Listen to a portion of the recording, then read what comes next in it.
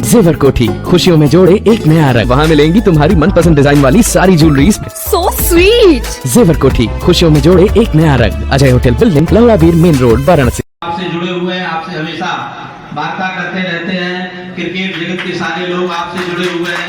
इतनी व्यस्तताओं के बावजूद भी आप हमारे बीच में उपस्थित हुए। आपको माननीय जिलाधिकारी और उत्तर प्रदेश संस्कृत संस्थान के अध्यक्ष प्रोफेसर वाचस्पति मिश्र जी के द्वारा सम्मानित किया जा रहा है। इसी क्रम में प्रोफेसर हर प्रसाद दीक्षित जी से मैं निवेदन करूंगा कि आप भी मंच में आए। आपको माननीय जिलाधिकारी और हमारे उत्तर प्रदेश संस्कृत संस्थान के अध्यक्ष वाचस्पति मिश्र जी सम्मानित करेंगे। हमारे माननीय जिलाधिकारी जी प्रोफेसर हर प्रसाद दीक्षित जी संकाय अध्यक्ष संपूर्णानंद संस्कृत विश्वविद्यालय को सम्मानित कर रहे हैं और उत्तर प्रदेश संस्कृत संस्थान के अध्यक्ष आचार्य वाचस्पति मिश्र जी सम्मानित कर रहे हैं। इसी क्रम में प्रोफेसर आनंद कुमार श्रीवास्तव जी से मैं निवेदन करूंगा। आप पूर्व अध्यक्ष संस्कृत विभाग काशी हिंदू विश्वविद्यालय के हैं। प्रोफेसर आनंद कुमार श्रीवास्तव जी, आप मंच पे आए। आपका सम्मान माननीय जिलाधिकारी और हमारे उत्तर प्रदेश संस्कृत संस्थान के अध्यक्ष आचार्य वाचस्पति मिश्र जी कर रहे हैं। मैं निवेदन करूंगा हमारे प्रोफेसर राकेश उपाध्याय जी से कि आप भी आ जाएं।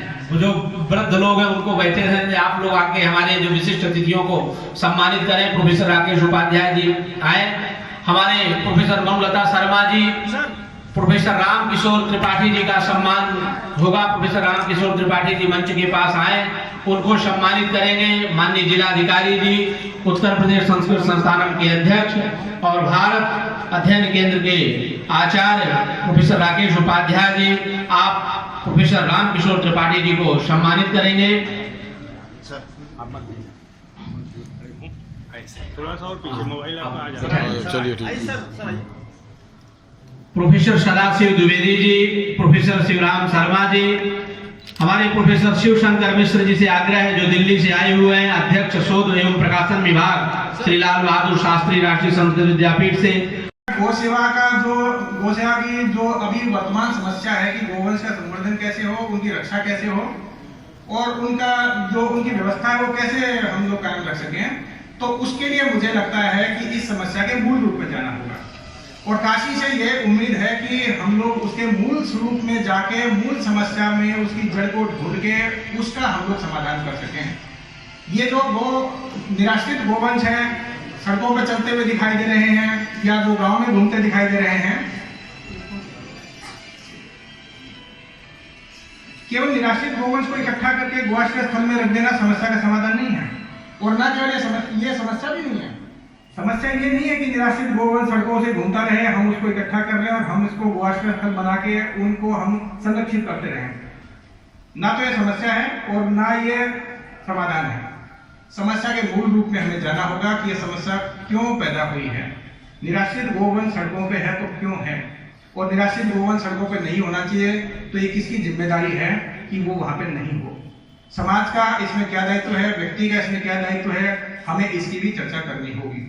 और जैसा मैंने कहा कि बाकी जनपदों में तो बहुत आसान है इस समस्या का समाधान, लेकिन काशी से ये उम्मीद है कि हम लोग इसके मूल कारण में जाके उसका समाधान करें।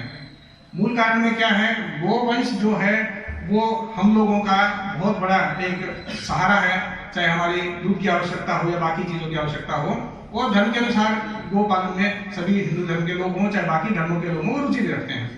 रुचि रखने के माध्यम से वो अपने घर में गाय पालते हैं और गाय पालने के बाद हम लोग कहीं ना कहीं ये भूल जाते हैं कि जो दुधारू पशु है वो तो हमारी पूंजी है, और जो दुधारू नहीं है, जिसका प्रयोग हमारे घर में नहीं है, वो अब हमारी पूंजी नहीं है, उसको हम लोग पूरे शहर के लिए और पूरे गांव के लिए छोड़ देते हैं। जब ये विचार मन में आने लगता है कि जिससे हमारी स्वार्थ की पूर्ति हो रही है वो पशु तो हमारा है, और जिससे स्वार्थ की पूर्ति बंद हो गई है अब वो पशु समाज का हो गया है, ये जो मूल कारण का जो हमारा विचार है, ये सबसे बड़ी उत्पत्ति है कि हमारा गोवंश है वो सड़कों पे है।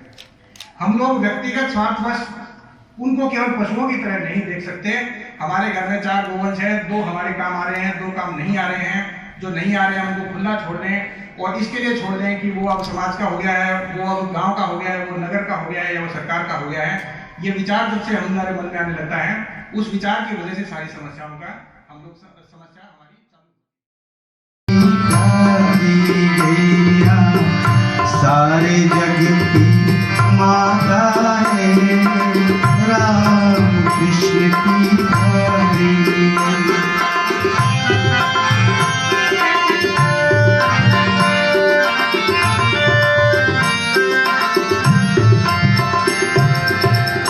नंदगांव गोकुल बरसाना, गौ से शोभा पाता है। नंदगांव गोकुल बरसाना, गौ से शोभा पाता है।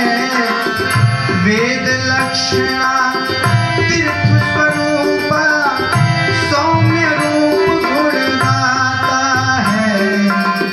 राम कृष्ण की प्यारी, राम कृष्ण की प्यारी गैया, सारे जग की माता है। धर्म अर्थ अरु काम मोक्ष की दाता भाग्य विधाता है। इस कार्यक्रम की जिसके माध्यम से आप लोगों को सभी डिग्रियां प्राप्त हो रही हैं और आप अपने विषय में परिपक्व होकर अब समाज की और धर्म सेवा की तरफ अग्रसर हो रहे हैं। इस कठिन परिश्रम के माध्यम से जिससे आपने शिक्षा अर्जन की है और गुरुजनों का आशीर्वाद प्राप्त किया है, मैं आपको बधाई देना चाहता हूँ। विद्यार्थी जीवन बहुत ही अनुशासन का जीवन होता है और अनुशासन के माध्यम से आपने जो ये बहुत देव दुर्लभ विद्या प्राप्त की है, उसके लिए निश्चित रूप से आप बधाई के पात्र हैं। कई ऐसे विश्व में लोग हैं जिनको वेद पढ़ने तक का मौका नहीं मिलता और छुपाने की बात नहीं है, हम भी उनमें से एक हैं। ये जो आपने ज्ञान प्राप्त किया है, ये ज्ञान कोई साधारण ज्ञान नहीं है।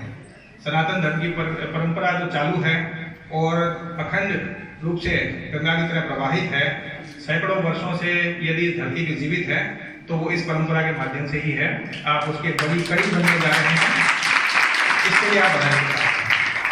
मैं अपेक्षा भी करूंगा कि अब आप जो इस मार्ग पे चले हैं तो धर्म की रक्षा के लिए और धर्म में जो बातें सिखाई गई हैं, धर्म तो जो है वो केवल पुस्तकों का ज्ञान नहीं है, जो धर्म का मर्म है और धर्म का असली ज्ञान है, उसके माध्यम से आप न केवल खुद का कल्याण करें बल्कि समाज का भी कल्याण करें। शिक्षा का असली अर्थ ही समाज की सेवा होती है और पुरुष के रूप में या मानव के रूप में किसी का भी जन्म अगर होता है धरती पे तो वो केवल कल्याण के लिए ही होता है। उस कल्याण के लिए आप आगे बढ़ें और धर्म के लिए और धर्म में सिखाई गई बातों को प्रचारित करने के लिए आप आगे बढ़ें। जहाँ तक बात गोरक्षा की है तो आदरणीय श्री लखन जी ने जो वाक्य कहे, मैं उनसे थोड़ा सा सहमत नहीं हूँ। थोड़ा सा मैं भेद रखता हूँ उस बातों से, तो उस मतभेद की वजह से थोड़ी सी चीजें मैं स्पष्ट कर दूँ। हम लोगों का जो पद है वो राजा का पद नहीं है। अब लोकतंत्र देश में लागू है और लोकतंत्र में जनता ही असली राजा होती है। जनता का ही राज्य होता है, जनता के द्वारा होता है और जनता के लिए होता है, उसमें जनता ही असली राजा होती है। इसलिए जो आपने जो राजा के कर्तव्य समझाए, उस राजा के कर्तव्य पूरी तरह जनता पे लागू होते हैं। लोकतंत्र में जो व्यवस्था कायम की गई है शासन चलाने की, वो जनता को ही जनता के प्रतिनिधि चुनने का अधिकार है और उसी के लिए प्रशासनिक सेवाएं कायम की गई है। हमारी भी जो सेवा है वो भारतीय प्रशासनिक सेवा कहलाती है। ये भारतीय प्रशासक नहीं बनाती है, हमें प्रशासनिक सेवा के लिए इंडक्ट करती है। सेवा के माध्यम से जो प्रशासनिक कार्य है उनकी सेवा हम करते हैं, धार्मिक कार्य है उनकी सेवा आप करते हैं और सामाजिक कार्य है उनकी समाज सेवा करते हैं। तो सेवा के माध्यम से ही हम लोग जनता की सहायता करते हैं और जो शासक की गद्दी पे बैठे भी लोग हैं वो भी सेवा करने के लिए बैठे हैं और जब तक जनता चाहती है तब तक वो बैठते हैं।